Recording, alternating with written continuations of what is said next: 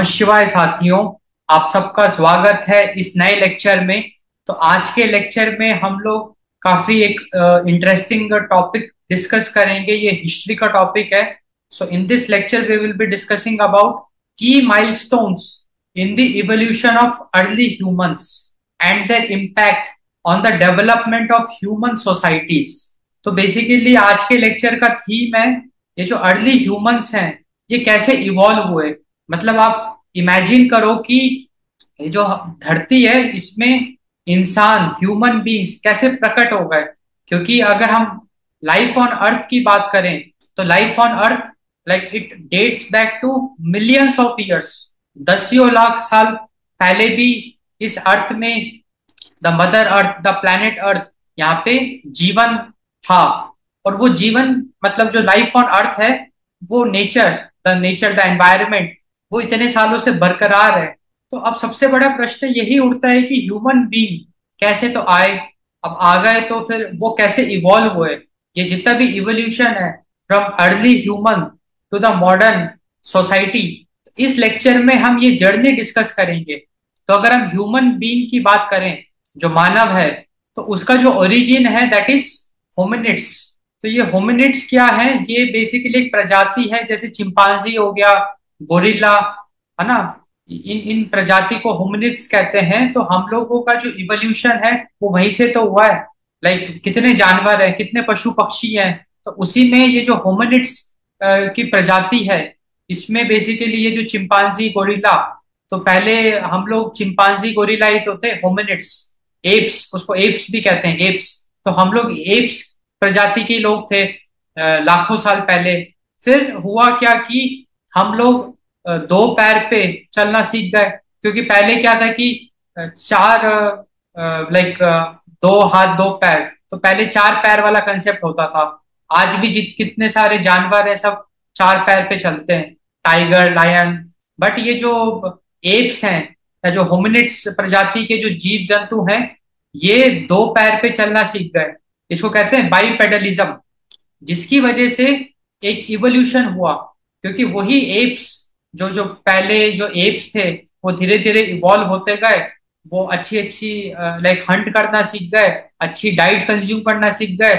उनका जो दिमाग है, उनका जो ब्रेन है, उसको अच्छा न्यूट्रिशन मिलने लग गया। उनके अंदर सोचने की क्षमता आ गई। क्योंकि what makes us different from animal, आज हमारा जो अर्थ है उसमें पशु पक्षी भी है, उसमें जानवर भी है, उसमें ह्यूमन बीइंग भी है।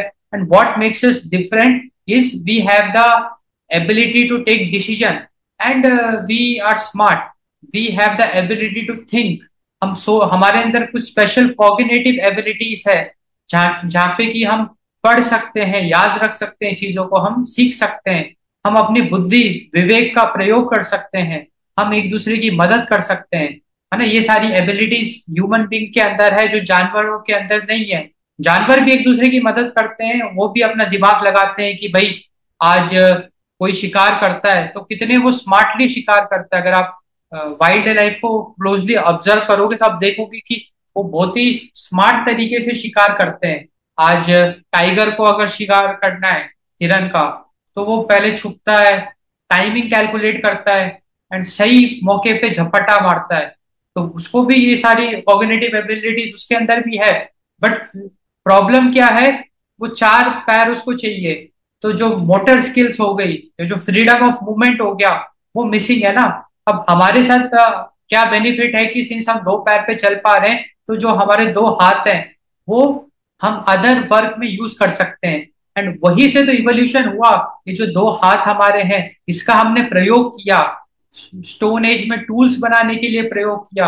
और उसी टूल में जब हमने दो पत्थर को रगड़ा तो आग बनी, फायर, फायर का हमने इन्वेंशन किया। एंड धीरे धीरे हमने इनोवेशन किए कितने सारे, हमने एग्रीकल्चर फार्मिंग का इनोवेशन किया, हमने कितने सारे टूल्स बनाए, कितने सारे साइंटिफिक इवोल्यूशन किया इन दोनों हाथों का प्रयोग करके। तो ये जो बाइपेडलिज्म वाला फीचर है it it help in evolving the human beings. तो जो पहले एप्स थे वो आपके ह्यूमन बींग्स बन गए, धीरे धीरे इवॉल्व होते गए। क्योंकि वो हाथों का प्रयोग करना सीख गए, वो हाथों का प्रयोग करना सीख गए बहुत सारे डिफरेंट डिफरेंट कामों में।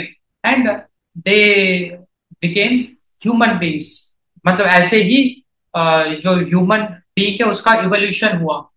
तो वही हम इस लेक्चर में काफी डिटेल में डिस्कस करेंगे। अभी तो मैंने आपको एक ब्रीफ इंट्रो दिया है, थोड़ा सा फील आएगा। इस इंट्रो का यही उद्देश्य है कि थोड़ा सा आपको फील आएगा कि इस लेक्चर में हम लोग क्या डिस्कस करने वाले हैं। तो काफी इंटरेस्टिंग लेक्चर होगा ये, काफी हम अच्छी इसमें डिस्कशन करेंगे, आपको काफी अच्छी जानकारी मिलेगी। And UPSC point of view से एक बहुत इंपॉर्टेंट डिस्कशन होगा ये, बिकॉज हम लोग हिस्ट्री जो कहते हैं ना कि एंशियंट हिस्ट्री या जो ह्यूमन इवोल्यूशन की हम लोग बात करेंगे कि ह्यूमन कैसे इवॉल्व हुए, what were the key milestones in the evolution of human. क्योंकि जब ह्यूमन इवॉल्व हुए तो उन्होंने काफी कुछ चीजें करी, like invention of the fire is one of the key invention. उसके साथ साथ फार्मिंग, एग्रीकल्चर वो एक की इन्वेंशन था ना, की माइलस्टोन था। फिर लोग एक साथ रहना सीख गए, सिविलाइजेशंस बन गए, किंग रूल आया, वो भी एक की माइलस्टोन था। उसके बाद 1600 में साइंटिफिक डिस्कवरीज हुई, जहां पे कि न्यूटन जैसे साइंटिस्ट ने पूरे फिजिक्स लाइक पूरे साइंस को एक नई दिशा दे दी। माइकल फैराडे ने एकदम नए लेवल पे खोज कर दिया, जिससे कि इलेक्ट्रिसिटी जैसी चीज आ गई। वो 1700s में आपका स्टीम इंजन था, लाइक लाइक थर्मोडायनामिक्स, है ना। उसके बाद इलेक्ट्रिसिटी आई तो पूरा का पूरा रेवोल्यूशन, सब कुछ बदल गया। और अब हम 21st सेंचुरी में है। तो 21st सेंचुरी में it is called as the century of data, data science, artificial intelligence. ऐसी ऐसी टेक्नोलॉजीज हमारे आसपास है, इन टेक्नोलॉजीज का प्रयोग हो रहा है। तो ये सिविलाइजेशन को पूरी तरीके से बदल रही है and human evolution next level पे जा रहा है, जहां पे कि आज के ह्यूमन ने ऐसे ऐसे आविष्कार कर लिए अपने लिए, ऐसी ऐसी उसने लग्जरियस आइटम, कंफर्ट वाले चीजें का आविष्कार कर दिया। तो इसी जर्नी को हम बहुत अच्छे से डिस्कस करेंगे। और हमारा इंटेंशन क्या होगा, इस लेक्चर में हम लोग यूपीएससी जो आंसर राइटिंग है उस पर ज्यादा फोकस करेंगे। तो जो भी हम डिस्कशन करेंगे, बहुत इंपॉर्टेंट पॉइंट्स मैं आपके साथ डिस्कस करूंगा, तो that you can use as a important substance for your answers. इस लेक्चर में आपको काफी अच्छे पॉइंट्स मिलेंगे जो आप अपने आंसर्स में यूज कर सकते हैं, आपको एक अच्छी अंडरस्टैंडिंग मिलेगी। तो हम एक अच्छे से क्रिटिकली एनालाइज करेंगे। तो चलिए शुरू करते हैं आज का लेक्चर। तो बेसिकली आज के लेक्चर में हम लोग एक मॉडल क्वेश्चन आप कह सकते हैं कि वो हम डिस्कस कर रहे हैं।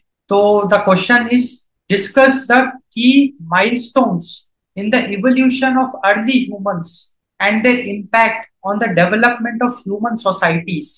तो बेसिकली जो हमारा इवोल्यूशन हुआ, जो अर्ली ह्यूमन, तो अर्ली ह्यूमंस का जो इवोल्यूशन हुआ, तो उस इवोल्यूशन प्रोसेस में की माइलस्टोन्स हमको डिस्कस करने हैं।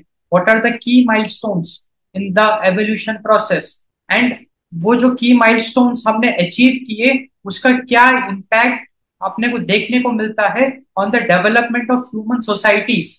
तो काफी अच्छा क्वेश्चन है ये। इस क्वेश्चन को हम अच्छे से डिस्कस करेंगे। तो बेसिकली मैं यहाँ पे आंसर राइटिंग करूंगा, तो ऑब्वियसली मैं एग्जैक्ट आंसर नहीं लिखूंगा, क्योंकि यूपीएससी का जो एग्जाम आप दोगे तो वहां पे आपको काफी कम टाइम मिलेगा। एक आंसर को आपको 7-8 मिनट में लिखना है, तो आप पॉइंट्स को बहुत कंप्रेस कर करके लिखोगे, है ना। बट यहाँ पे मैं अच्छे से डिस्कस करूंगा, तो यहाँ पे आपको बहुत अच्छे अच्छे डायमेंशंस मिलेंगे कि ये जो क्वेश्चन है, बहुत अच्छे अच्छे डायमेंशंस में आपके साथ डिस्कस करूंगा एंड काफी अच्छे अच्छे पॉइंट्स में आपके साथ डिस्कस करूंगा। वो आप उन पॉइंट्स को आपको समझना है और अपने हिसाब से उसको यूज करना है इन योर आंसर राइटिंग, क्योंकि answer writing should be very natural. It should not be artificial, it should not feel like कहीं से हमने कॉपी किया है। तो आप यहाँ से अच्छे अच्छे पॉइंट्स उसको समझो, उसको फील करो एंड अपने आंसर्स में उसको यूज करो। तो वही हमारा ऑब्जेक्टिव है। तो बेसिकली हम लोग जो मेन डायमेंशंस डिस्कस करेंगे वो पहले देखते हैं, एंड हर एक डायमेंशन को हम बहुत अच्छे से डिस्कस करेंगे डिटेल में। तो सबसे पहले हम लोग इंट्रोडक्शन देखेंगे, फिर हम डिस्कस करेंगे बाइपेडलिज्म, मतलब की माइलस्टोन्स में जो सबसे पहला और सबसे इंपॉर्टेंट माइलस्टोन है दैट इज बाइपेडलिज्म। इसको हम काफी डिटेल में डिस्कस करेंगे। फिर हम डिस्कस करेंगे टूल्स यूज एंड टेक्नोलॉजी। फिर हमारा अगला काफी इंपॉर्टेंट डायमेंशन होगा that is language and communication, क्योंकि जो अर्ली ह्यूमंस थे उन्होंने लैंग्वेज का आविष्कार किया, like they started communicating with each other. तो पहले हो सकता है कि उन्होंने एक्सप्रेशंस का यूज किया होगा, गेस्चर वगैरह का। फिर उन्होंने लैंग्वेज का आविष्कार किया जहाँ पे कि वो स्पोकन लैंग्वेज से कम्युनिकेट करना उन्होंने शुरू किया। तो दिस वाज आल्सो अ की माइलस्टोन। इसको भी हम अच्छे से डिस्कस करेंगे। फिर अगला जो हमारा एस्पेक्ट होगा वो होगा सोशल ऑर्गेनाइजेशन एंड कोऑपरेशन। तो ये भी एक की माइलस्टोन है जहाँ पे कि early humans they started getting together, they started living together, है ना। वो एक साथ रहना उन्होंने शुरू किया, तो सोशल ऑर्गेनाइजेशंस बने, उनके बीच में एक यूनिटी बनी, एंड वहीं से तो फिर आपकी सोसाइटीज बनी, कम्युनिटीज बनी, एंड आगे चल के सिविलाइजेशंस बनी। फिर अगला जो की माइलस्टोन अपने को देखने को मिलता है हिस्ट्री में, that is migration and dispersal. क्योंकि लोग, जैसे जो अर्ली ह्यूमंस थे, उन्होंने लाइक बाइपेडलिज्म, दो पैरों पे चलना सीखा इंस्टेड ऑफ फोर लेग्स। तो हुआ क्या कि उनकी स्पीड भी बढ़ी, and they started exploring, they started moving, they started wandering to explore new new things, and वो it led to migration and dispersal. इसको इस एस्पेक्ट को भी हम अच्छे से डिस्कस करेंगे। उसके बाद जो अगला एस्पेक्ट अपने को देखने को मिलता है, अगला की milestone, that is the control of fire. Early humans ने फायर का आविष्कार किया एंड उसको कंट्रोल करना भी सीखा, लाइक उसका controlled use. So they started using the fire to cook the food. So this also had a very like impact. अगला जो की माइलस्टोन हम डिस्कस करेंगे, that will be the agriculture and sedentary lifestyle. ये जो sedentary lifestyle है, इसका मतलब है इनएक्टिव लाइफस्टाइल। क्योंकि पहले जो अर्ली ह्यूमंस थे वो हमेशा भटकते रहते थे for survival, in search of food. क्योंकि फूड एक जगह तो मिलता नहीं था उनको, भाई खोज, फूड की खोज में एक जगह से दूसरी जगह भटकते रहना पड़ता था। बट जब उन्होंने एग्रीकल्चर का आविष्कार किया, तो जो फर्टाइल लैंड है, उसी लैंड में वो बार बार अपने लिए क्रॉप्स उगा सकते हैं। अगर पेड़ लगाए तो वहां से फल खा सकते हैं। तो जिसकी वजह से उनकी जो लाइफ स्टाइल है वो सेडेंटरी हो गई। सेडेंटरी मतलब जो उनको भटकना पड़ता था रोजी रोटी के लिए, अब वो भटकना नहीं पड़ता, वो स्टेबल हो गए। वो एक उनकी वो इनएक्टिव हो गए। इनएक्टिव कैसे हो गए कि वो एक जगह टिक के बैठना सीख गए, एंड वहीं से अब दिन भर वो वेले बैठे रहते थे। तो उन्होंने सोचना शुरू किया, उन्होंने आसपास के बारे में सोचना शुरू किया, एंड वही उनकी जो सोच है, it led to so many discoveries, so many inventions. जो भी खुराफात, क्योंकि खाली दिमाग ही तो खुराफात करता है। आज अगर आपके पास कोई भी काम नहीं है, आप चुपचाप बैठे हो, तो आप खुराफात सोचोगे एंड कुछ अच्छा ही करोगे, एंड वो सब अपने को देखने को मिला। तो ये सारे की एस्पेक्ट्स हम डिस्कस करेंगे। उसके बाद we will discuss impact on human societies. अब ये जितनी भी चीजें हम देख रहे हैं, लाइक जितने भी की माइलस्टोन्स हमने देखे, डेफिनेटली उनकी वजह से जो ह्यूमन सोसाइटीज है उसमें एक नया रिवोल्यूशन आया, एक नया पूरी तरीके से ट्रांसफॉर्मेशन आया। तो ह्यूमन सोसाइटीज भी इवॉल्व करती गई समय के साथ साथ। तो उसको हम डिस्कस करेंगे, एंड आखिरी में हम लोग इस लेक्चर को कंक्लूड करेंगे विद कंक्लूजन। तो सबसे पहले हम लोग इंट्रोडक्शन से शुरू करते हैं। तो अगर अपने इवोल्यूशन ऑफ अर्ली ह्यूमंस की बात करें, तो ये जो इवोल्यूशन है, it has been a very long journey and a very complex journey also. So this evolution of early humans, it is a long and complex journey. क्योंकि ऐसा नहीं है कि रातों रात ह्यूमन बीइंग इवॉल्व हो गया या कुछ चमत्कार हुआ वो इवॉल्व हो गया, नहीं। It is a scientific process, a very slow process. It took tens of thousands of years और इवन लैक्स ऑफ ईयर्स, लाखों साल लग गए इस इवोल्यूशन प्रोसेस में। क्योंकि पहले भाई जो जीव जंतु थे, एक जानवर, एंड जो एप कैटेगरी के जानवर थे, वो दो पैर पे चलना सीख गए, एंड उनके जो दो हाथ है वो फ्री हो गए, एंड इसी तरीके से इवोल्यूशन हुआ ह्यूमन बीइंग का।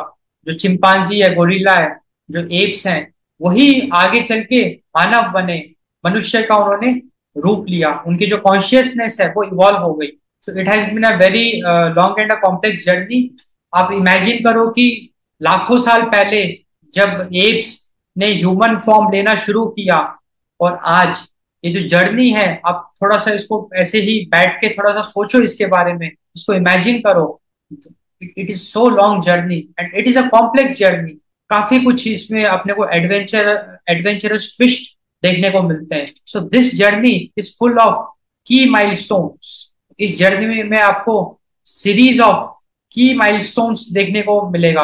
वही हम इस लेक्चर में डिस्कस करेंगे एंड आपको कुछ आइडिया लग भी गया होगा। अभी हमने ऊपर लिखे हैं ये सारे माइलस्टोन्स, इनको अच्छे से डिस्कस करें। तो इवोल्यूशन ऑफ अर्ली ह्यूमंस की अगर हम बात करें तो we can see some significant advancements.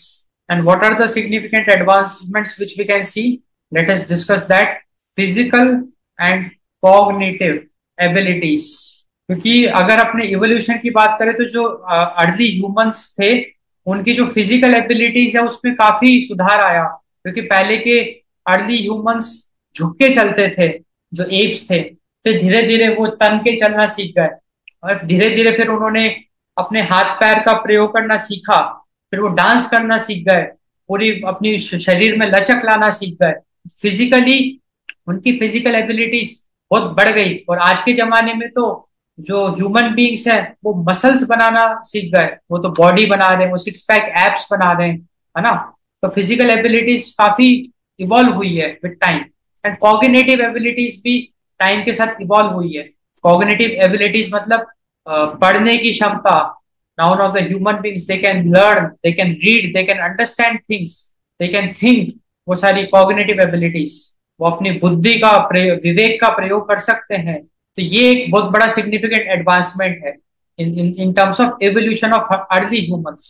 इसके साथ साथ सोशल ऑर्गेनाइजेशन।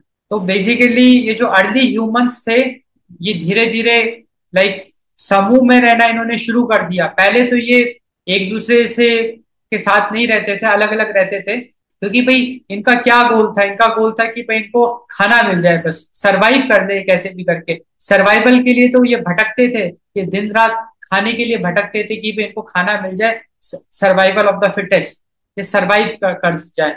फिर हुआ क्या कि ऑपोजिट जेंडर के साथ अट्रैक्शन तो होता ही है, तो इनको भी अट्रैक्शन हुआ। तो फिर ये कपल्स के रूप में साथ में रहना इन्होंने शुरू किया बिकॉज ऑफ दैट अट्रैक्शन। फिर ये जो फैमिली का कंसेप्ट आया, उनके बच्चे हुए, तो फिर बच्चों से भी लगाव होता है पेरेंट्स को, तो फिर बच्चे भी साथ में रहना लग गए। फिर ऐसे कर करके फैमिली का कंसेप्ट आ गया, क्योंकि फिर बच्चों की ने भी कपल्स बनाए, उनके बच्चे हुए। फिर ये जो ग्रैंड पेरेंट्स बन गए, इनको उनके बच्चों से लगाव हो गया, तो ये सब जॉइंट फैमिली में रहना सीख गए।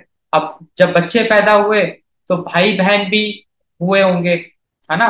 जैसे दो, क्योंकि शादी तो उस समय कुछ नहीं था, ना कोई शादी का कंसेप्ट था, बट ये था कि बॉन्डिंग तो थी।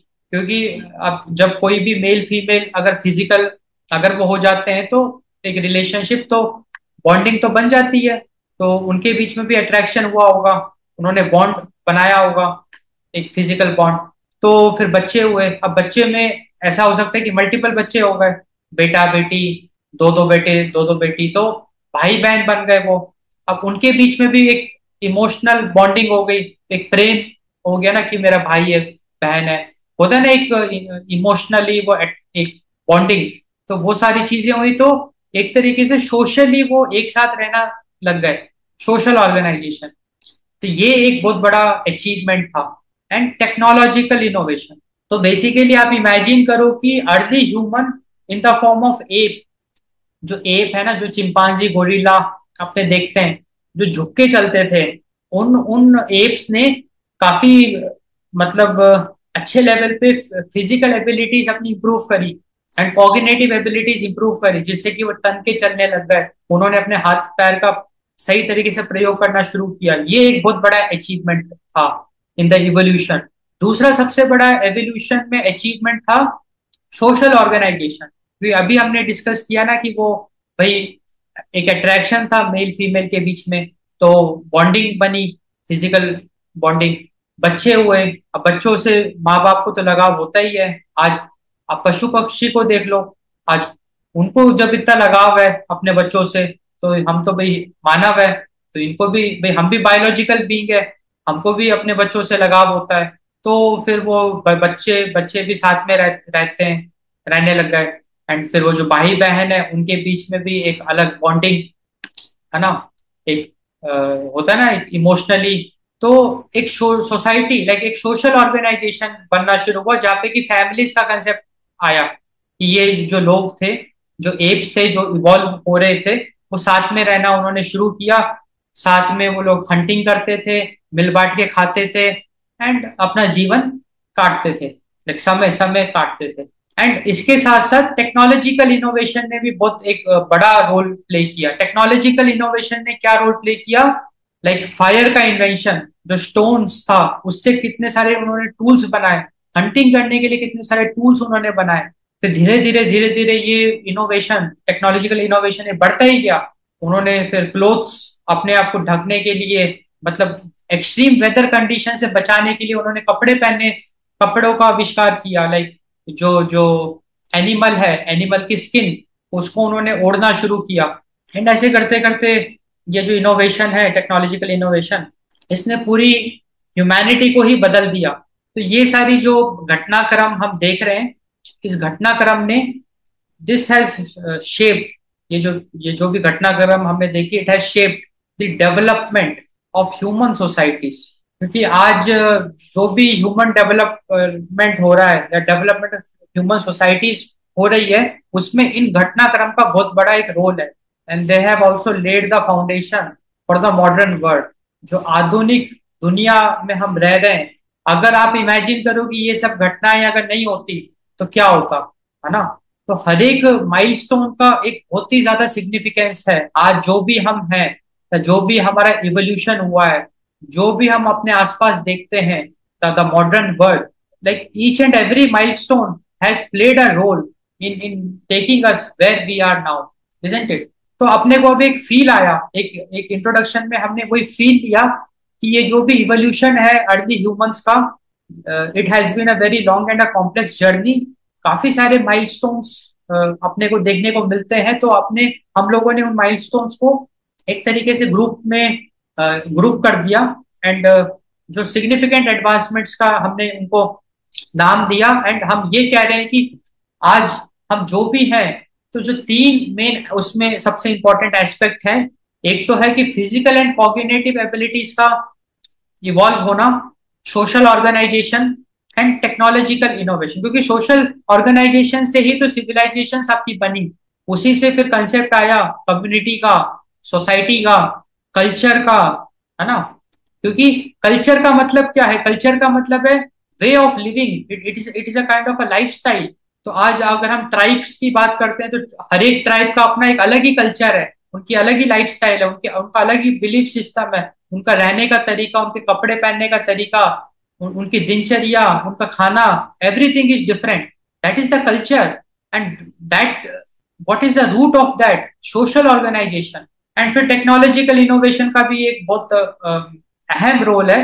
क्योंकि आप इमेजिन करो कि अगर फायर का इन्वेंशन नहीं होता तो क्या होता, और अगर आप ये सोचो कि अगर माइकल फैराडे नहीं होते, और अगर ये इलेक्ट्रोमैग्नेटिक क्या कहते हैं, इंडक्शन, या जो क्या क्या कहते हैं, इलेक्ट्रोमैग्नेटिज्म, उसको इलेक्ट्रोमैग्नेटिज्म कहते हैं ना, जहां से कि हम लोग current, like alternating current, change in the magnetic flux, we are getting a electric potential, हम बिजली बना पा रहे हैं by changing the magnetic flux. It's a so big achievement and it has revolutionized. तो हर एक घटना का बहुत बड़ा एक हमारे जीवन पे उसका वो है, इम्पैक्ट है।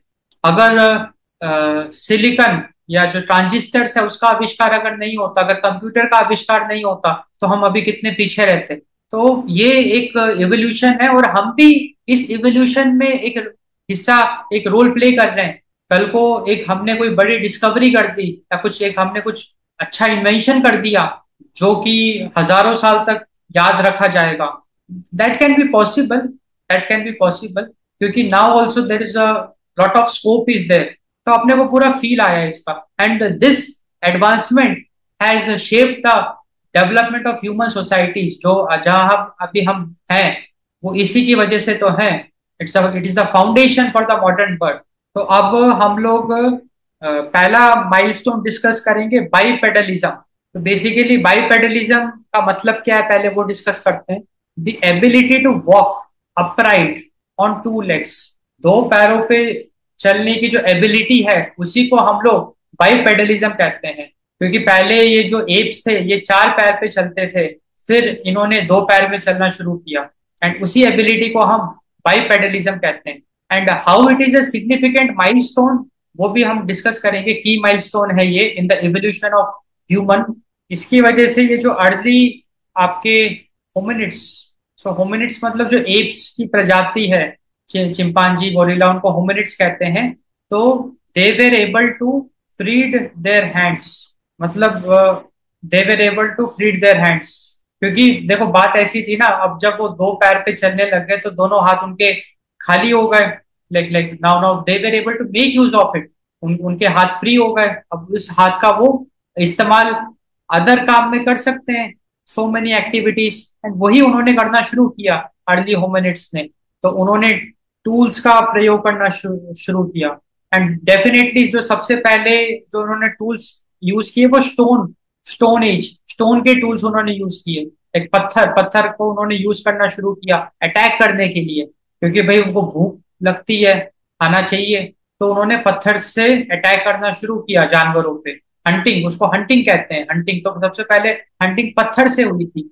एंड उन्होंने हाथों का प्रयोग किया in carrying objects from one place to another place, and so many other activities, so many other activities उन्होंने क्या कहते हैं अपना हाथों का प्रयोग किया। सो दिस लेड टू, जो जब उन्होंने अपने हाथों का प्रयोग करना शुरू किया for so many activities, this led to the development of motor skills and cognitive abilities.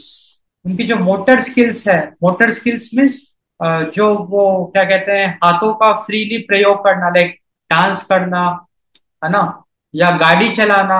आज हम गाड़ी भी चला सकते हैं, बाइक चला सकते हैं, कितने काम हम कर सकते हैं। तो that is the motor skills. And cognitive abilities, cognitive abilities means ability to think, सोचने की क्षमता, सीखने की क्षमता, पढ़ने की क्षमता। तो ये सारी एबिलिटीज भी डेवलप हो गई because of the bipedalism. And इसके साथ साथ जो अर्ली ह्यूमन थे, जो hominids, they were able to explore new environments, क्योंकि वो भागना भी सीख गए थे, वो भागना सीख गए। एंड जिसकी वजह से उन्होंने अपनी सीमाएं तोड़ दी। सीमाएं इसलिए भी तोड़ दी ना, क्योंकि हाथ का प्रयोग करना सीख गए तो हंटिंग करना वो सीख गए। अब हंटिंग में उनको मजा आने लग गया, उनको लगने लग गया कि अब तो खाना ही खाना है। तो वो हंट के शिकार, मतलब हंटिंग के चक्कर में दे started exploring new new places and they started exploring new environments, जिसकी वजह से उनका जो एक्सेस टू रिसोर्सेस है वो भी बढ़ गया।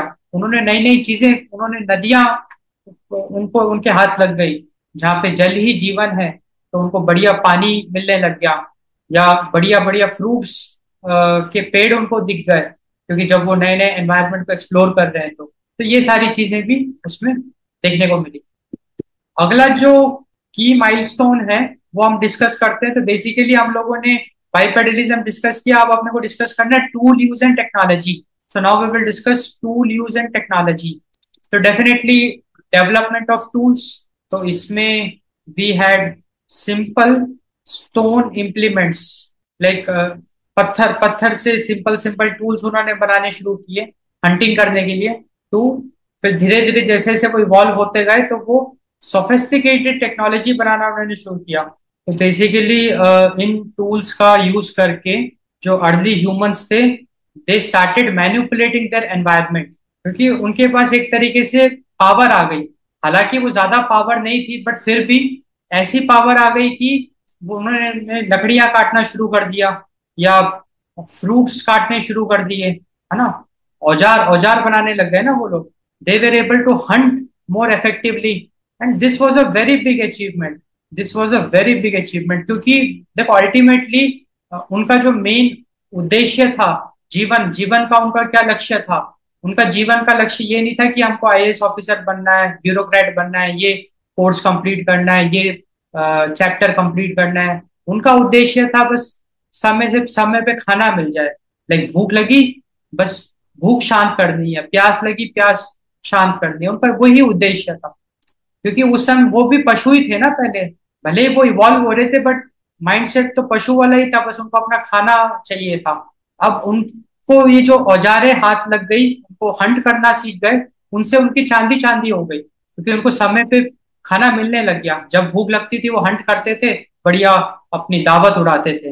And they were able to process the food also more effectively. तो जब उनको अच्छा खाना मिलने लग गया, वो बढ़िया फ्रूट्स खाने लग गए, क्योंकि वो भाई औजार थे, पत्थर उनको चलाना आ गया, तो पत्थर मार मार के वो आम तोड़ रहे हैं, पत्थर मार मार के वो सेब तोड़ रहे हैं, है कि नहीं? जो जो लो हैंगिंग फ्रूट्स हैं उसको वो तोड़ रहे हैं, उसको बढ़िया खा रहे हैं। तो अच्छा अच्छा उनकी डाइट अच्छी हो गई, सबसे बड़ी बात है उनकी डाइट अच्छी हो गई। तो डाइट अच्छी होने से क्या फायदा मिलता है? What is at the advantage? Improvements in diet and nutrition.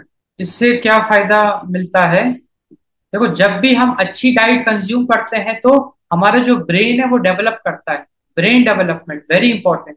और एस्पिरेंट्स के लिए तो ये बहुत ही इंपॉर्टेंट है, क्योंकि आज आप इतनी पढ़ाई कर रहे हो, इतनी चीजें आपको समझनी है, उसको रिटेन करना है, अपनी मेमोरी को शार्प करना है। तो diet plays a very important role. And हम लोग हम लोगों को भी अच्छी अच्छी डाइट खानी है। लाइक हमको बहुत सारे फ्रूट्स खाने, वेजिटेबल्स खाने, नेचुरल फूड खाना है, जंक फूड कम से कम खाना है, इजंट इट? क्योंकि अगर हम कचरा खा रहे हैं, जंक फूड का मतलब क्या है? कचरा। नाम ही बता रहे हैं, जंक, कचरा।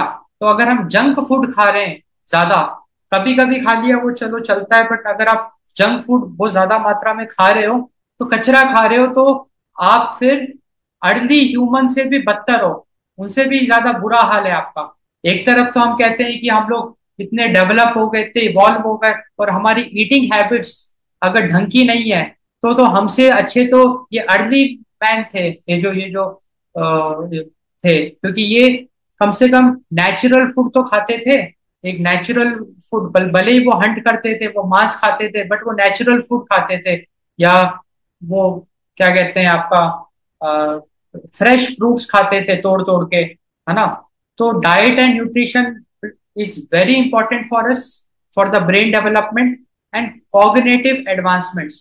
अपने को भी अब अपनी डाइट पे बिल्कुल पूरा फोकस करना है। और मैं तो बल्कि एक सजेशन आपको ये दूंगा कि एक साथ आप मत खाओ।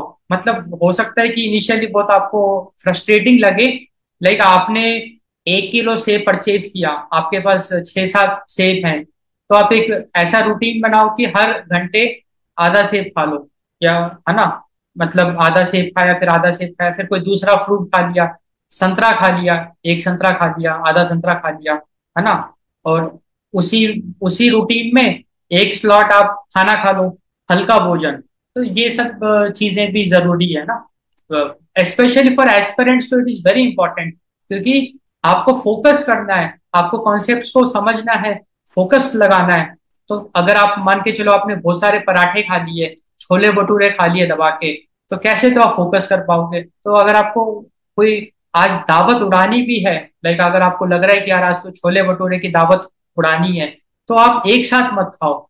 आप थोड़ा, जैसे आपने एक खाया, एक अच्छे से उसको खूब एंजॉय करो। एक आपने छोला भटूरा खाया, फिर बीच में हर घंटे आप फ्रूट खाओ, फिर 3-4 घंटे बाद एक और खा लो। उससे होगा क्या कि जो भी आपने ऑयल कंज्यूम किया है, वो जो फ्रूट है ना, फ्रूट के जो जूसेस होंगे, जो जो आप फ्रूट खाओगे तो उसके अंदर जो होंगे, वो डिटॉक्सिफिकेशन करेगा। स्पेशली जो सिट्रस वाले फ्रूट होते हैं, लाइक ऑरेंज, लेमन, नींबू, नींबू का बहुत ज्यादा प्रयोग करना है। तो डेफिनेटली नींबू हम ऐसे तो खा नहीं सकते हैं, ऐसे कैसे खा लेंगे? चीनी के साथ खाना नहीं है, क्योंकि चीनी तो व्हाइट शुगर, तो पॉइजन कहते हैं, व्हाइट पॉइजन। तो क्या करो आप, लाइक अगर आप अनार खाते हो, तो अनार में आप नींबू छिड़क लो, एंड उसके बाद आप अनार खाओ, तो अनार के साथ साथ नींबू भी जाएगा, तो डिटॉक्सिफिकेशन होगा। तो जो भी आपने जंक खाया है, दावत उड़ाई है, तो वो भी आपकी हजम होगी। एंड बहुत आपको फायदा मिलेगा, आपको बहुत फायदा मिलेगा in terms of focus, concentration, मजा भी आएगा। हर घंटे आप कुछ नया खा रहे हो, and it will be interesting. और अगर आपको नेक्स्ट लेवल पे जाना है, तो आप अच्छी अच्छी ड्रिंक्स पीना शुरू करो, लाइक नॉट दैट अल्कोहल वाली। फिर तो पता चला कि आप पढ़ने बैठे, पूरा दिन गया। हर हर्बल ड्रिंक। अब सबसे इजी काढ़ा, उसको काढ़ा भी कहते हैं ना, काढ़ा सबसे इजी है। पानी, पानी आप लो, उसको खूब गर्म करो, उसमें इलायची, पहले पानी में इलायची वगैरह डालो, लौंग डाल दो, अदरक डाल दो, है ना, बेसिक, एकदम बेसिक। एंड उसको खूब खौला दो। ठंड में तो बड़ा मजा आएगा, ना चीनी ना कुछ, चाय वगैरह ना, दूध ना, ना चीनी। It is like a green tea, है ना। उसको छान के सिप मार मार के पियो, एवरी एवरी आवर। बहुत रिफ्रेशिंग आपको फील होगा, एंड आपका जो डाइजेशन है, जो भी आपने लाइक हैवी कुछ खाया है, तो सब डाइजेस्ट हो जाएगा। Because these are very important, क्योंकि हम प्रोडक्टिविटी की बात करते हैं, तो like improvement in diets and nutrition is very important for us, for the brain development and cognitive advancements. तो ये वाला भी एस्पेक्ट अपने को समझ में आया, द की माइलस्टोन। अब अपने को डिस्कस करना है लैंग्वेज एंड कम्युनिकेशन। ये भी एक बहुत ही इंपॉर्टेंट माइलस्टोन है, जहाँ पे कि the early human beings, the early humans, they started communicating with each other. So the emergence of language and complex communication systems, तो बेसिकली इसने this revolutionized the human interaction, it fostered cooperation। क्योंकि जब लोग एक दूसरे से communicate करना उन्होंने शुरू किया, तो एक तरीके से कॉपरेशन अपने को देखने को मिला, यूनिटी, पे लोग मिलके काम करने लग गए। And it was a very big milestone. Knowledge sharing, क्योंकि देखो उस जमाने में स्कूल यूनिवर्सिटी तो होती नहीं थी, तो नॉलेज का मतलब उस संदर्भ में क्या है, real world experiences, practical experiences. Late us suppose किसी अर्ली ह्यूमन ने कोई चीज देखी, या उसने कुछ एक्सपीरियंस किया, तो he was able to communicate that with other early humans. So that let us suppose उसने कोई खतरा अनुभव किया, तो उसने बोल दिया कि नहीं नहीं वहां मत जाना, वहां खतरा है, या इसको मत छूना, है ना, या ये पॉइजनस है, ये इसको मत खाओ, ये पॉइजनस है, ऑफ ऑल दैट। तो ये this is the knowledge sharing. And also it led to the cultural development. आज ये जितने भी कल्चर हम देखते हैं, तो ये जो कल्चरल का जो ओरिजिन है कल्चर का, उसका एक सबसे प्राइम रीजन लैंग्वेज भी है, इंटरेक्शन।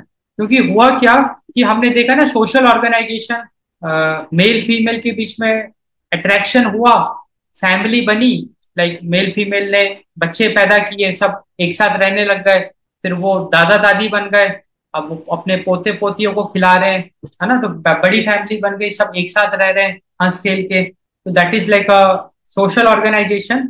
एंड वहीं से फिर क्या हुआ, वो अपने बिलीफ सिस्टम के हिसाब से, या अपने जो भी उनकी एक्सपीरियंसेस हैं उसके हिसाब से, उन्होंने कुछ ट्रेडिशंस फॉलो करने शुरू किए, कुछ लाइफस्टाइल फॉलो करना शुरू किया, जो उन्होंने कुछ खाना पीना इन्वेंट किया, वो उन्होंने शुरू किया। And it carry forward.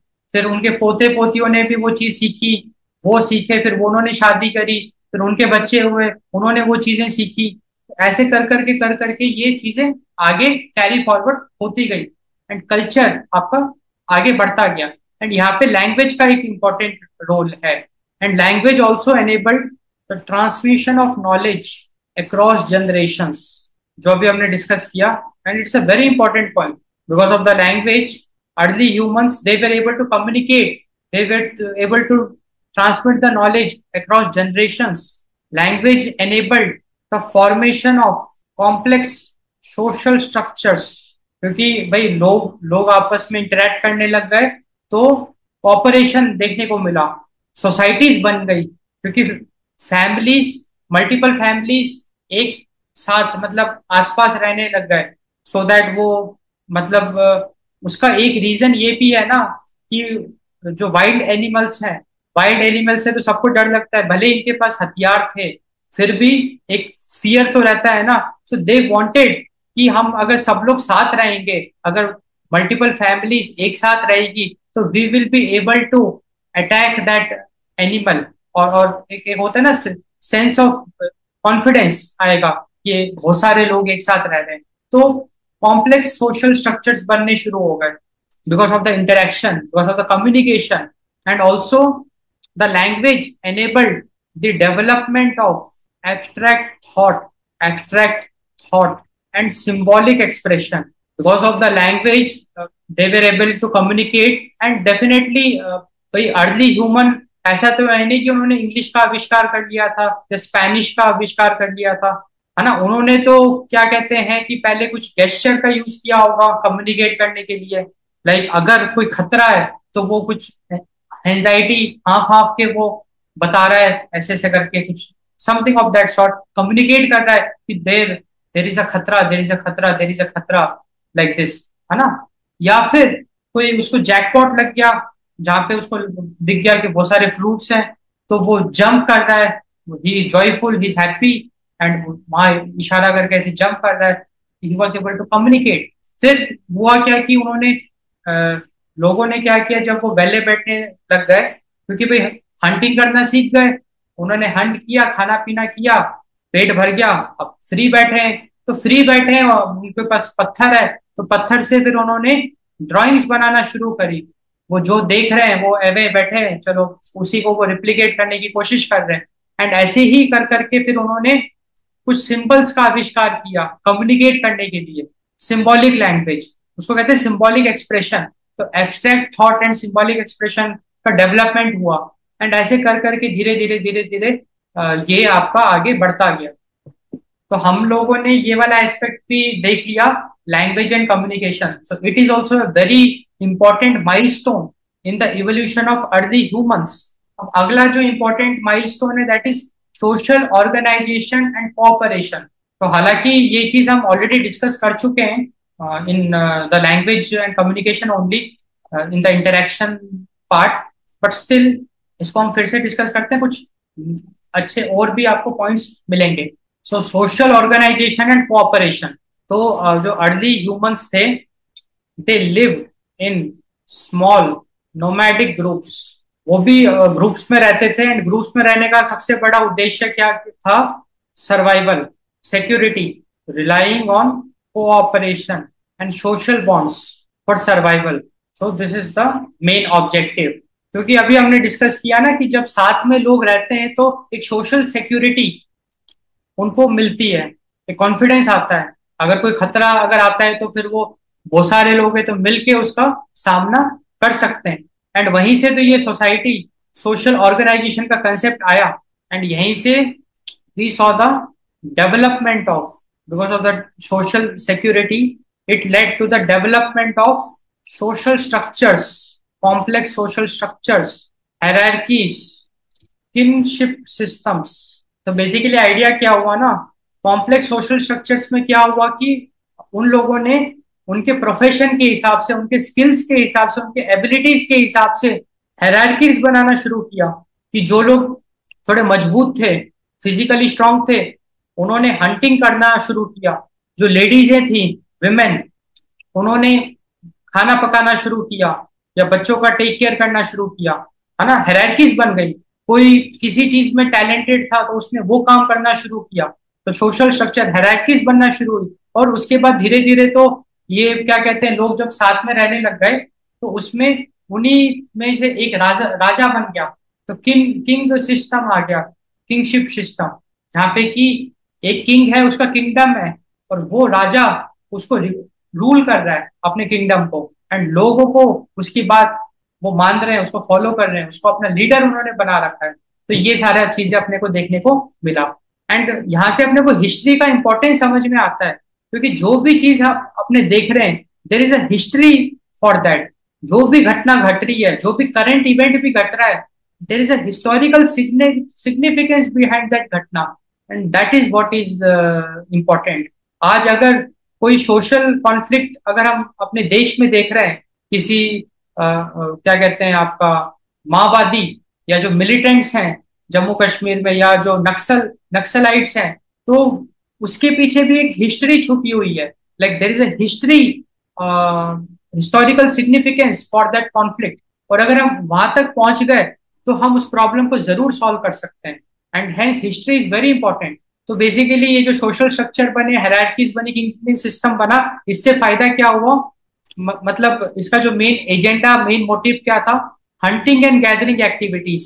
कि अगर लोग एक साथ रह रहे हैं तो हंटिंग आसान हो गई एंड गैदरिंग एक्टिविटीज आसान हो गई। तो मिल बांट के वो रह रहे हैं, मिल बांट के वो हंटिंग कर रहे हैं, मिल बांट के वो उसको खाना को गैदर कर रहे हैं, मिल बांट के खा भी रहे हैं।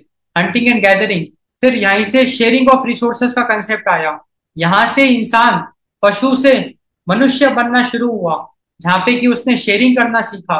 यहाँ पे उसने एक दूसरे की जरूरतें पूरी करना सीखा, एक दूसरे की मदद एंड प्रोटेक्शन ऑफ ग्रुप। तो जो सोशल ऑर्गेनाइजेशन है, जो कॉम्प्लेक्स सोशल स्ट्रक्चर है, उससे तीन एडवांटेज मिले अर्ली ह्यूमंस को।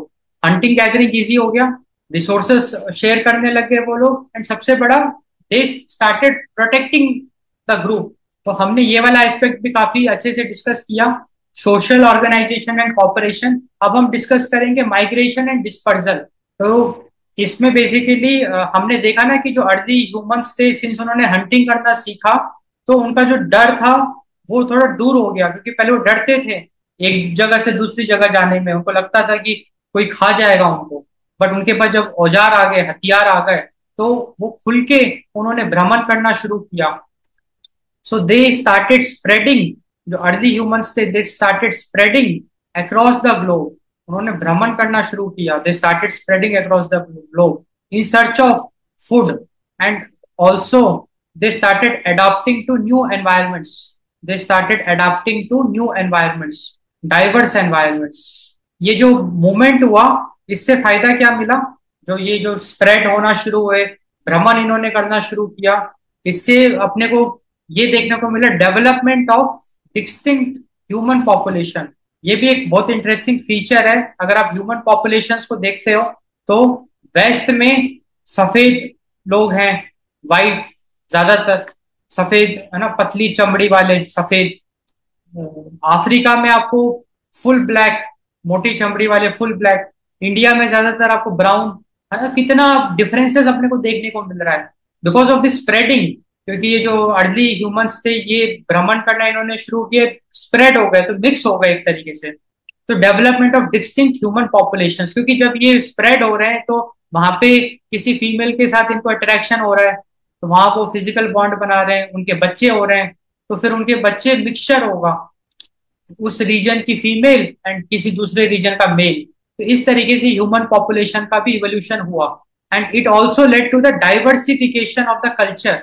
ये भी बहुत इंपॉर्टेंट एस्पेक्ट है, क्योंकि देखो बेसिकली हम ये मान के चलते हैं कि एक ट्राइब है ना, एक ट्राइब है, उसमें बहुत सारे लोग हैं। अब वो अगर एक रीजन में है जहां बहुत बारिश होती है, तो उनकी लाइफस्टाइल अलग होगी। वो जो बैम्बू होते हैं, हो सकता है उसका मकान वो बनाए, है ना, उसमें रहे वो, तो उनका खाना पीना एकदम अलग होगा। और वही अगर वही सेम ट्राइब भ्रमण करते करते एक एक्सट्रीम विंटर वाले रीजन में चला जाए, तो उनका कल्चर पूरी तरीके से बदल जाएगा। उनका खाने पीने का लाइफस्टाइल, उनके ट्रेडिशंस, उनके बिलीफ सिस्टम, वो समय के साथ साथ बदलते जाए। तो ये जो भी कल्चर है, it is dependent on the geography. तो यहाँ पे अपने को ज्योग्राफी का भी सिग्निफिकेंस पता चल रहा है। तो कोई भी आज हमारे सामने प्रॉब्लम है, तो उसका एक हिस्टोरिकल सिग्निफिकेंस है, वहां पे geography also plays a role. अगर कोई ट्राइब अगर कोई कल्चर फॉलो कर रहा है, तो geography is also playing a role in that, the weather conditions, whatever lifestyle they are following. And जो ये जो भ्रमण कर रहे हैं, diversification of culture and also spreading of technology, this is very important. This is very important. या इसका इसको अच्छे से हम लिखेंगे तो कहेंगे exchange of technology, exchange of technologies and ideas. ये तो बहुत ही इंपॉर्टेंट है, क्योंकि देखो बेसिकली है क्या ना, आज जितने भी नई नई आविष्कार हो रहे हैं या पहले भी हुए हैं, वो कोई ना कोई इंसान ही तो करता है, और ज्यादातर तो खुराफात में वो करता है। अब न्यूटन ने भी खुराफात में ही, वो चुपचाप बैठा हुआ था पेड़ के नीचे, आराम कर रहा था, उसके सिर पे एप्पल गिरा। सिंस वो वेला बैठा हुआ था, फ्री था वो, तो उसने ये सोचा कि ये एप्पल मेरे सिर पे गिरा कैसे, है ना। उसने, क्योंकि उस एप्पल ने उसको डिस्टर्ब कर दिया, तो वो खिसिया गया एकदम कि एप्पल मेरे सिर पे गिरा कैसे, what is the reason for that. And वहां पे उसने सोचा, अच्छा अगर वो गिरा तो फुल, तो धरती ने उसको खींचा अपनी तरफ, उसने धरती ने खींचा तभी तो जाके एप्पल गिरा। तो उसने फिर ये सोचा था कि धरती तो सबको खींच रही है, क्योंकि अगर मैं कोई भी चीज छोड़ दूं तो वो गिरता है। तो उसको ये लगा कि कोई फोर्स है जो अर्थ लगा रहा है, like earth is like acting, like earth is having a force which is attracting all the objects towards the earth, isn't it? तो वहां से फिर उसने ऐसे सोच सोच के पूरा क्लासिकल फिजिक्स बना दिया ना, पूरा मैकेनिक्स लाइक अराउंड ग्रेविटेशन, क्योंकि जो भी आप क्लासिकल फिजिक्स पढ़ते हो, mechanics, kinematics, dynamics, Newton's laws of motion, उसने लॉज ऑफ मोशन बनाए, उसका यूज करके उसने सोलर सिस्टम, जो जो प्लानिटरी मोशन है उसको भी एकदम एक्यूरेटली प्रेडिक्ट करना शुरू कर दिया। एंड बहुत सारे उसने आविष्कार किए। एक सोच तो यही है कि जब लोग वेले बैठे या खुराफात करें तो नई नई चीजें आविष्कार करें। आप इमेजिन करो कि आग जो है वो किसी एक सोशल ऑर्गेनाइजेशन ने तो या सोशल स्ट्रक्चर, जो एक ट्राइब के लोग हैं, अर्ली ह्यूमन, उन किसी एक ने ही तो पहले आविष्कार किया होगा गलती से। एक कोई खुराफात में ऐसे घिस रहा होगा, उसको आवाज आ रही होगी, उसको अच्छा लग रहा होगा कि यार ये तो आवाज मैं पहली बार सुन रहा हूँ, वो घिस रहा है, उसको आवाज आ रही है, उसको मजा आ रहा है। एंड उसने जोर जोर से घिसना शुरू किया, आवाज जोर जोर से आनी शुरू हुई। फिर उसको देख रहे चिंगारी निकल रही है, फिर उसने गलती से कोई सूखी पत्तों में वो चिंगारी छोड़ दी, आग लग गई। पहले तो घबरा गया, फिर उसने फिर से वो एक्सपेरिमेंट किया, फिर धीरे धीरे इवोल्यूशन हुआ। एंड ये लोग भ्रमण कर रहे हैं, जब ये भ्रमण कर रहे हैं तो now they are used to the fire. अब जब ये कोई नई जगह जा रहे हैं और वहां पे ये सब हरकतें कर रहे हैं और वो लोग देख रहे हैं कि ये क्या कर रहा है, ये किसने ये क्या कर दिया, जादू, ये तो जादू हो गया, जादू हो गया, ये जादू हो गया। तो वहां के लोग उस जादू को फिर करते हैं, वो भी फिर वो ट्राई करते हैं, यार ये तो जादू है, फिर वो भी फायर। जो exchange of technologies and ideas इसी तरीके से तो हुआ, एक दूसरे के देखा देखी। तो ये वाला एस्पेक्ट भी हमने काफी अच्छे से डिस्कस किया, की माइलस्टोन। तो देखो बेसिकली मैं उतना ही डिस्कस कर रहा हूँ जितने आपके एग्जाम में इंपॉर्टेंट है, इसीलिए मैं पॉइंट वाइज आपको बहुत अच्छा एक पॉइंट्स दे रहा हूँ। आप इनको बहुत इजीली अपने एग्जाम में यूज कर सकते हो, दैट इज द ऑब्जेक्टिव। आपके कंसेप्ट भी क्लियर हो रहे हैं, एक आपको क्लैरिटी मिल रही है, फील भी आ रहा है।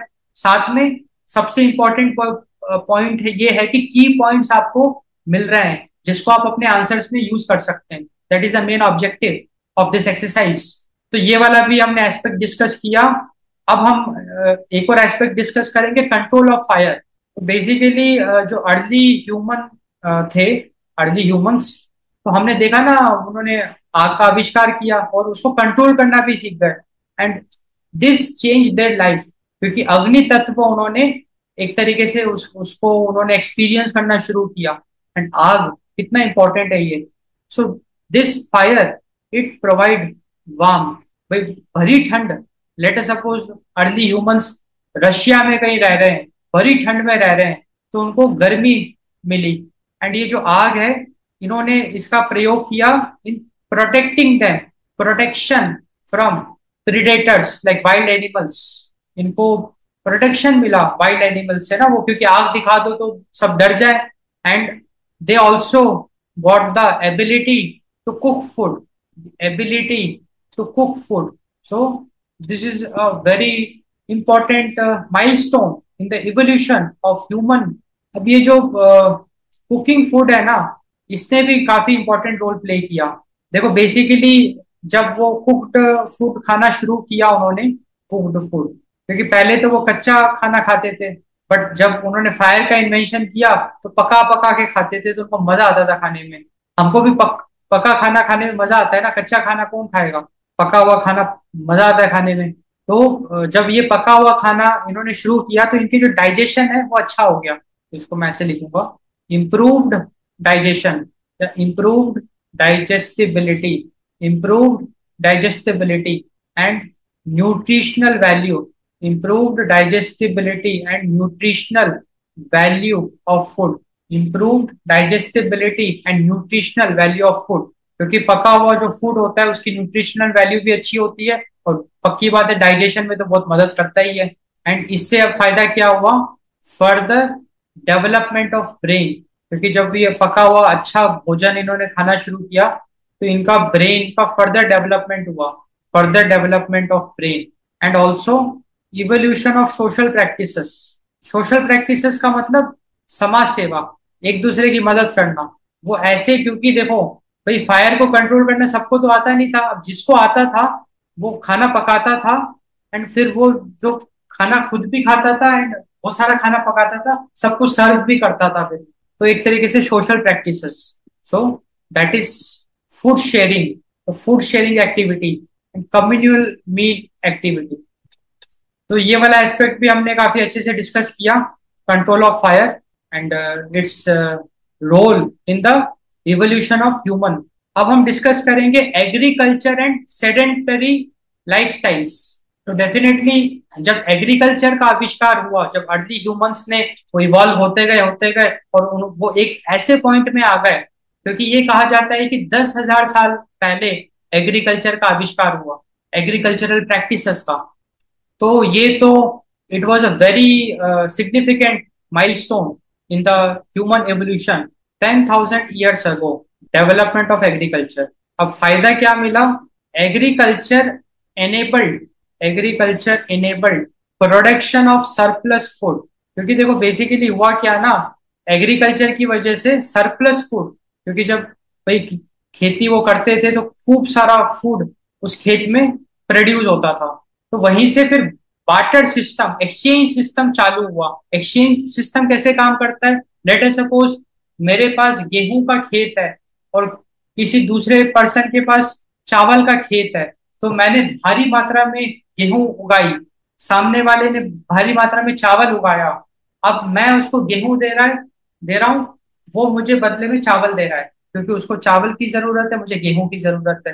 तो एक दूसरे की नीड भी पूरी हो गई, एक्सचेंज सिस्टम। इसी तरीके से कोई फ्रूट्स को प्रोक्योर कर रहा है, तो मैं उसको अपना अनाज दे रहा हूँ, बदले में वो मुझे फल दे रहा है। इस तरीके से ट्रेडिंग ट्रेडिंग चालू हो गई। This is the evolution which we can see, sharing of resources और लाइक ट्रेडिंग ऑफ रिसोर्सेस कहेंगे इसको। And this also agriculture also enabled the establishment of permanent settlements. क्योंकि देखो पहले लोग भटकते क्यों थे? खाने पीने के लिए, भाई उनको खाना का बंदोबस्त करना पड़ता था ना। उन्होंने औजार का आविष्कार किया, उसके बावजूद भी हंट करने के लिए उनको भटकना पड़ता था, जाना पड़ता था। They had to keep on moving. But agriculture ने उनके खाने पीने की प्रॉब्लम सॉल्व कर दी, क्योंकि अगर एक बढ़िया सा खेत है किसी के पास, तो वो पूरा उनका साल भर का खाने का बंदोबस्त हो गया उनका, जिसकी वजह से अब उनको भटकना नहीं पड़ रहा है। It led to the establishment of permanent settlements and this also led to the rise of complex societies. This permanent settlement, it led to the rise of even more complex societies and civilizations, है ना। Indus valley civilisation, Egyptian civilisation, जो हम civilisation देखते हैं, तो वहां पे agriculture का बहुत इंपॉर्टेंट रोल है। एग्रीकल्चर रिवर, क्योंकि all the civilisation are across the river, और क्योंकि रिवर के पास की जो लैंड है वो हमेशा फर्टाइल होती है और वहीं पे एग्रीकल्चरल प्रैक्टिसेस होती है। तो जो लोग हैं अब वो भटकने की जगह पे, वही रिवर से उनका पानी का नीड पूरा हो रहा है और एग्रीकल्चर से उनका खाने का नीड पूरा हो रहा है। और एग्रीकल्चर को भी तो पानी चाहिए, तो रिवर से पानी उनको मिल रहा है। एग्रीकल्चर ऑल्सो लेड टू, और भी एग्रीकल्चर से फायदे अपने को देखने को मिले, specialisation of labour, specialisation of labour. क्योंकि देखो एग्रीकल्चर करना भी तो एक स्किल है, खेती करना ऐसा तो है नहीं कि हर कोई खेती कर सकता है। तो जो अर्ली ह्यूमंस थे उसमें से कुछ सेट ऑफ ह्यूमंस, उन्होंने खेती करना सीखा, उन्होंने एफर्ट लगाया, वो सीखा, वो किसान बन गए। तो यहाँ पे स्किल्स का कंसेप्ट अपने को देखने को मिला। लाइक किसी को खेती करने की स्किल थी, किसी को हंटिंग करने की स्किल थी, है ना, किसी को ड्राइंग करने की स्किल थी, अलग अलग स्किल्स वहां पे अपने को देखने को मिला, specialisation. And it also led to the development of trade network, जो मैंने आपसे डिस्कस किया था थोड़ी देर पहले। डेवलपमेंट ऑफ ट्रेड नेटवर्क, किसी के पास खेत है तो वो उसने फिर उस खेत में जो उसका अनाज है उसकी ट्रेडिंग करना शुरू किया। ट्रेडिंग पहले हम कैसे करते थे? Exchange, barter system. Emergence of social hierarchies, तो यहाँ पे फिर सोशल हायरार्कीज का भी कंसेप्ट आया, क्योंकि यहाँ पे प्रोटेक्शन का भी एक बहुत इंपॉर्टेंट रोल है कि कोई भी जैसे सोसाइटी है उसको बचाना, उसको प्रोटेक्ट करना फ्रॉम वाइल्ड एनिमल्स या किसी दूसरे कम्युनिटी के अटैक से बचाना, वो सब भी तो अपने को, है ना, जरूरत थी।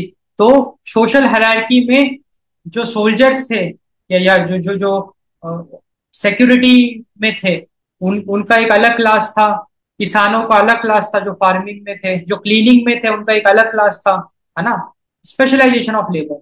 It led to the emergence of social hierarchies. तो हमने ये वाला एस्पेक्ट भी डिस्कस किया। इसमें सेडेंटरी लाइफस्टाइल का मतलब है इनएक्टिव लाइफस्टाइल। तो बेसिकली हुआ क्या, पहले लोग भटकते रहते थे तो बहुत एक्टिव रहते थे, उनकी लाइफस्टाइल बड़ी एक्टिव रहती थी, दिन रात वो भटकते रहते थे, उनको बस खाना चाहिए, खाना चाहिए, खाना मिल जाए बस they are happy. Sedentary lifestyle, sedentary lifestyle मतलब इनएक्टिव लाइफस्टाइल। इनएक्टिव लाइफस्टाइल कैसे हो गया, जब एग्रीकल्चर की वजह से परमानेंट सेटलमेंट्स लोगों ने किया। अब परमानेंट सेटलमेंट में उनके खाने की प्रॉब्लम सॉल्व हो गई, अब उनको भटकना नहीं पड़ रहा है, तो इनएक्टिव हो गए वो लोग। वो अब इधर उधर जा नहीं रहे, वो बस अपने खेती कर रहे हैं, वो मोस्ट ऑफ द टाइम वो टिक के बैठे हुए हैं, इनएक्टिव। अब आप लोग भी यूपीएससी की अगर तैयारी कर रहे हैं तो आपकी जो लाइफस्टाइल है वो सेडेंटरी लाइफस्टाइल है ना, क्योंकि आप दिन भर आप बैठे रहते हो, तैयारी करते हो, इजंट इट? आप you are aspirants, you are preparing for the exam, so sedentary lifestyle. ये this is also very interesting कि कहाँ वो कितने दसियों हजार साल से भटक रहा था early human in search of food. Agriculture ने उसकी लाइफ चेंज कर दी, वो उसको आराम करने का मौका मिला क्योंकि उसके खाने पीने की प्रॉब्लम सॉल्व होगी, and it led to the sedentary lifestyles. तो ये वाला भी एस्पेक्ट हमने डिस्कस किया, की माइलस्टोन। तो हम लोगों ने अब अपने को डिस्कस करना है इम्पैक्ट ऑन ह्यूमन सोसाइटीज। तो सारे की माइलस्टोन्स हमने डिस्कस किए। हमने देखा कि जो अर्ली ह्यूमन है उसको हम कंक्लूजन में कंक्लूड करेंगे, फिर से रिवाइज करेंगे। बट अब हम डिस्कस करेंगे इम्पैक्ट ऑफ ह्यूमन सोसाइटीज। ये जो भी इवोल्यूशन हुआ ह्यूमंस का, so what is its impact on human societies, वो हम डिस्कस करेंगे। तो जो पहला जो इम्पैक्ट है दैट इज टेक्नोलॉजिकल एडवांसमेंट्स। ये एक बहुत ही इंपॉर्टेंट इम्पैक्ट है, क्योंकि टेक्नोलॉजिकल एडवांसमेंट से जो ह्यूमन सोसाइटी है वो पूरी तरीके से बदल रही है, 360 डिग्री बदल रही है टेक्नोलॉजिकल एडवांसमेंट्स, इजंट इट? क्योंकि आप इमेजिन करो ना कि जो फराडे ने जो लाइट का आविष्कार किया, इलेक्ट्रिसिटी का, उसने पूरी क्या कहते हैं ह्यूमन सोसाइटी को बदल दिया। फिर उसके बाद जो कंप्यूटर का आविष्कार हुआ, उसने कितने बड़े लेवल पे ह्यूमन सोसाइटी को बदल दिया। उसके बाद आपका क्या कहते हैं आर्टिफिशियल इंटेलिजेंस, जनरेटिव एआई, ये ह्यूमैनिटी को पूरी तरीके से बदल रहा है। So from earlier stone tools to modern technologies which we use, है ना? तो this has shaped the way we interact with our environment. अगला जो बहुत इंपॉर्टेंट इम्पैक्ट है that is social and cultural development. Social and cultural development, तो basically जो भी इवोल्यूशन ऑफ अर्ली ह्यूमंस है या evolution of humans in general, it has led to the social and cultural development also. क्योंकि इसमें हमने already देखा development of languages, development of social structures and development of cultural practices, है ना? ये सारे डेवलपमेंट्स हमने देखे। So this has further enabled the formation of complex societies। societies का formation हुआ, also transmission of knowledge because of this language, because of this interaction, the knowledge was being transmitted, and expression of human creativity। तो impact on human societies में social and cultural development भी एक बहुत important impact अपने को देखने को मिलता है because of the evolution of humans। क्योंकि humans जब evolve हुए, वो they started communicating with each other, they started interacting, they started living together, social structures, they started following cultural practices, it led to the development, it led to the formation of societies, it led to the transmission of knowledge from generation to generation, जिसकी वजह से culture आपका carry forward होता गया, culture आपका carry forward होता गया, and it also enabled expression of human creativity. अगला काफी important impact on human society that is the economic and political impact. तो बेसिकली ये जितना भी इवोल्यूशन हुआ है ह्यूमंस का, it led to the development of economic and political systems. It led to development of economic and political systems. तो economic systems में तो हमने ऑलरेडी देखा कि जो एग्रीकल्चर है, it led to the development of trade networks. Agriculture, फिर आपका sedentary lifestyles and also the trade networks. And political system की अगर हम बात करें तो ये भी हमने बहुत इंपॉर्टेंट एक एवोल्यूशन देखा कि पॉलिटिकल सिस्टम भी डेवलप होने शुरू हो गए, जहाँ पे हमने डिस्ट्रीब्यूशन ऑफ पावर की बात करी, या हमने एक्सरसाइजिंग पावर की बात करी, जहाँ पे कि हमने एक किंग की बात करी, किंग के पास पावर थी लोगों को रूल करने की, डिस्ट्रीब्यूशन ऑफ पावर और exercise of power. So that political systems also we saw it got evolve. क्योंकि हुआ क्या, पहले तो जब फैमिली की अगर मैं बात करूं तो फैमिली का जो हेड है, जो फादर, उसके पास पावर थी, वो फैमिली पे लाइक अपना जो भी फैमिली था लॉ एंड ऑर्डर मेंटेन करता था। फिर जब फैमिलीज एक साथ रहने शुरू हो गई इन सोसाइटी, तो वहां पे एक वो हेड चुनते थे, क्योंकि जो भी कॉन्फ्लिक्ट होता था तो एक लीडर होना चाहिए ना। लीडर का मेन रोल क्या है, कॉन्फ्लिक्ट डिसोल्यूशन करना, क्योंकि लीडर को सब लोग फॉलो करते हैं, लीडर की बात हर कोई मानता है। तो कोई भी अगर बहस होती है, कोई भी कॉन्फ्लिक्ट अगर होता है, तो leader is the one who will be resolving it. तो जो सोसाइटी के लोग, मतलब जो भी सोसाइटी लाइक सब लोग साथ में रहते थे, तो वहां पे एक लीडर होता था। लीडर से लाइक क्या कहते हैं, कंसल्ट करते थे। Leader was responsible to resolve the conflicts. And इसी तरीके से फिर वो जो काफी सारी सोसाइटीज मिली, तो सिविलाइजेशन बना। एंड उस सिविलाइजेशन का फिर किंग हुआ। तो किंग रूल्स बनाता था एंड इंश्योर करता था कि रूल्स फॉलो हो रहे हैं। तो किंग ही तो सजा भी तय करता था कि क्या करना है इसके साथ। तो king had the power. And फिर वो आगे चल के डेमोक्रेसी का रूप इसने लिया, एंड वहां पे फिर गवर्नमेंट्स बननी शुरू हो गई। तो political system, political science, polity, है ना, उसमें हम लोग पावर की बात करते हैं, एक्सरसाइजिंग पावर की बात करते हैं। तो ये वाला एस्पेक्ट भी समझ में आया। इम्पैक्ट ऑन ह्यूमन सोसाइटी, तो देखो ना कैसे ह्यूमन सोसाइटी आपकी इवॉल्व कर रही है। जहां अर्ली मैन पहले लाखों साल पहले जो अर्ली मैन थे, तो इम्पैक्ट जो अभी हम हैं, द जर्नी, उसमें हम देख पा रहे हैं टेक्नोलॉजिकल एडवांसमेंट्स, हम देख पा रहे हैं कि सोशल एंड कल्चरल डेवलपमेंट, हम देख पा रहे हैं इकोनॉमिक एंड पॉलिटिकल सिस्टम्स का डेवलपमेंट। एंड एक और बहुत इंपॉर्टेंट इसमें एस्पेक्ट है, that is environmental impact. This is very important, this is very important, environmental impact. क्योंकि जो भी इवोल्यूशन हुआ, तो पहले जो मेन प्राइम एक्टिविटी क्या थी, hunting.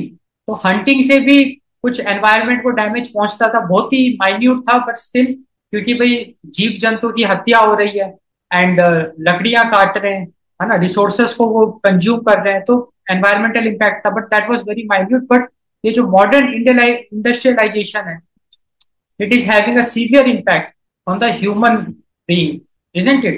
Like modern industrialization, it is having a severe impact, environmental impact it is having, and it is a challenge in front of us. So environmental impact भी अपने को समझ में आता है because of the evolution of the human. तो हमने सारे के सारे एस्पेक्ट अच्छे से डिस्कस कर दिए, है ना। All these aspects we have looked into it. Now we will just conclude this lecture. तो साथियों, इस लेक्चर में हमने काफी डिटेल में ये जाना कि इवोल्यूशन ऑफ ह्यूमंस, लाखों साल पहले जो ह्यूमन जो एप के फॉर्म में थे, है ना, चिंपांजी, गोरिल्ला, है ना, झुक के चलते थे, वही इवॉल्व होते होते दे बिकेम ह्यूमन बीइंग। वो तन गए, एकदम सीधे चलने लग गए, जिसकी वजह से उनके हाथ फ्री हो गए। जब हाथ फ्री हो गए, तो उस हाथ का उन्होंने यूज करना सीखा। उन्होंने टूल्स बनाए, स्टोन टूल्स, उससे हंटिंग करी, तो हंटिंग करना सीख गए। तो उनके खाने की जो समस्या थी, उसका सोल्यूशन निकला, है ना। और वो जो अब वो जानवरों से उतना डरने भी नहीं लग गए, तो वो भ्रमण करना सीख गए, क्योंकि उनका अंदर का डर हट गया। They were capable of like spreading and moving from one place to another place, जिससे कि डाइवर्स पॉपुलेशन अपने को देखने को मिलती है। आज जो भी हम डाइवर्स पॉपुलेशन देख रहे हैं, that is because of the movement. And इस स्प्रेडिंग की वजह से, इस मूवमेंट की वजह से, जो जो लोग, जो अर्ली ह्यूमंस थे, जो ट्रैवल करते थे एक जगह से दूसरी जगह इन search of food, in search of resources, they started exchanging the technology and their ideas. जिसकी वजह से जिसने आग को खोजा होगा, जिसने भी आग का इन्वेंशन किया होगा, उसने ऐसे ही तो इस इन्वेंशन को कैरी फॉरवर्ड किया होगा, लोगों को सिखाया होगा कि आग को कैसे यूज करते हैं। एंड फिर हमने देखा कि लैंग्वेज का भी उन्होंने डेवलपमेंट किया, है ना। They develop language to communicate with each other. And हमने देखा कि कैसे सोसाइटीज का निर्माण हुआ कि लोग एक साथ रहना शुरू किया उन्होंने। एक साथ जब रहते हैं तो उनको एक सोशल सिक्योरिटी मिलती है, एक उनको हिम्मत मिलती है, क्या कहते हैं, लड़ाई करने में। कोई अगर वाइल्ड एनिमल एनिमल को हंट कर रहा है तो उसको फिर वो अटैक कर सकते हैं, इजंट इट। एक प्रोटेक्शन उनको मिल रही है। एंड इसके साथ साथ वो मिलके हंटिंग कर रहे हैं, मिलके खाना पका रहे हैं, खाना शेयर कर रहे हैं, कितना, है ना, सारी बेनिफिट्स उनको मिल रहे हैं। एंड हमने ये भी देखा कि जब उन्होंने फायर का आविष्कार किया, अग्नि का, एंड उस अग्नि से क्या फायदा मिला उनको, वो पका हुआ खाना खा पा रहे थे, एंड कुक्ड फूड वो खा रहे हैं, उनकी डाइजेस्टिबिलिटी बढ़ गई, है ना। एंड अच्छा अच्छा खाना वो खा रहे हैं क्योंकि हंटिंग करना सीख गए। वो बढ़िया प्रोसेस्ड फूड भी वो खा पा रहे हैं, लाइक वो फल वगैरह को भी बढ़िया, वो क्या कहते हैं, तोड़ रहे हैं, सब्जियां वो पका पा रहे हैं, पका हुआ खाना वो खा पा रहे हैं, जिसकी वजह से उनका जो न्यूट्रिशन है, डाइट है, वो अच्छी हो गई। जब न्यूट्रिशन अच्छी होती है तो उनका जो फिजिकल स्ट्रेंथ है वो भी अच्छा हुआ, प्लस उनका जो ब्रेन है वो डेवलप हुआ। तो उनकी जो कॉग्निटिव एबिलिटीज है, उनकी सोचने की क्षमता, उनकी पढ़ाई करने की क्षमता, है ना, उनके याद रखने की क्षमता, उनके थिंक करने की क्षमता वो बढ़ गई, कॉग्निटिव एबिलिटीज उनकी अच्छी हो गई।